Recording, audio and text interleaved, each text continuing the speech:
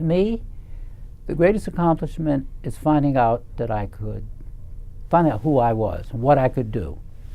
And the greatest accomplishment, having started the company, which I retired last year, 2 years ago, was being able to keep a number of people employed and become really a door into the advertising industry, because the advertising industry had been segregated. And it was very satisfying to me because I feel that I made a difference. So we basically were able to build a business. We're the oldest surviving agency, we still are. Why was it difficult? Because there was no media. There really were no outlets directed to minorities. And the other thing was that I found out how to do it. But since there was almost no media except Ebony Magazine, I created a platform that would provide all these services in one house. I had a public relations arm, I had an entertainment arm, I had an event arm. I started a Hispanic division in 1980. And the truth was, I even started ultimately a national syndicated black news network. What has been your greatest setback, and how did you deal with it? First of all, in order to start the company, they invested in Uniworld. It was a venture capital from Connecticut. And frankly, I don't mind saying, they risked $250,000 to help us start the business. For the next 7, 8 years, we were not able to generate enough money or enough advertising to sustain the venture.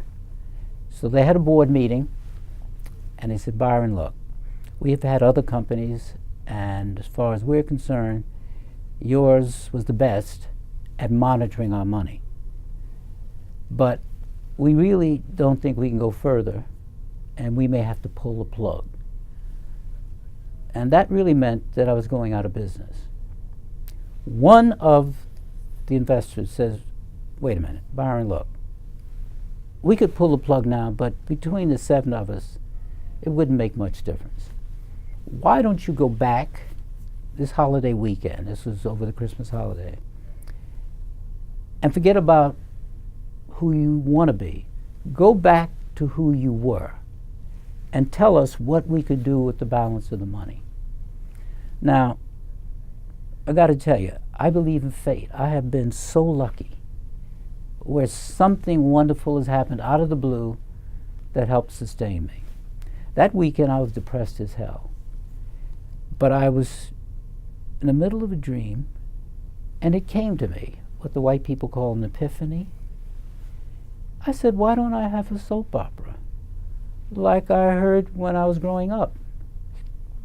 And that way I can talk about a black family that comes from the South like mine and the troubles they have when they get involved in a new experience, Chicago in this case, and there would be this broad family and the old people in the house criticizing the young wife and husband, and the kids now faced with gangs and drugs. So that was my dream, and I spent the time trying to write a pilot, and I was unsuccessful. And one day a guy comes to me and says, Byron, why don't you talk to a friend of mine about your soap opera? And I said, why should I? She says, because she's an actress and a director and a writer. She's African American, and I'll have her talk to you. And that's what happened. She told me what a soap opera was supposed to be after criticizing me for being so dumb and, you know, a businessman that has no real sensitivity. She says, a soap opera is trauma after trauma after trauma, and it's all about women. And she, in turn, did develop the plot, team of writers, all black, actors who weren't working. It included Ossie Davis, Ruby Dee,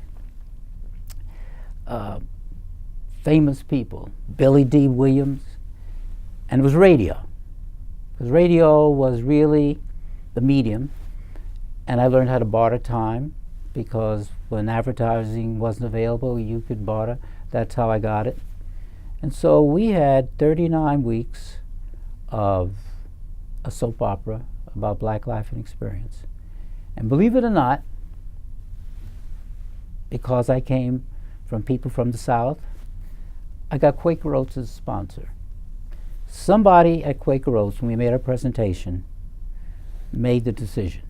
And it happened to be an African-American woman who was a brand manager, but general management didn't think it was too interesting to them. But as a result, it was stories and miraculous intervention that helped me. So the brands that we had were brands that all black people, and probably most Southerners, grew up with. Quaker Oats, Quaker cornmeal, Quaker grits, Aunt Jemima pancake flour. But this was by growing up in these communities and listening to the stories, and that's what we did. And it saved your agency. Saved me, saved my agency, but it also set a platform that I operated from.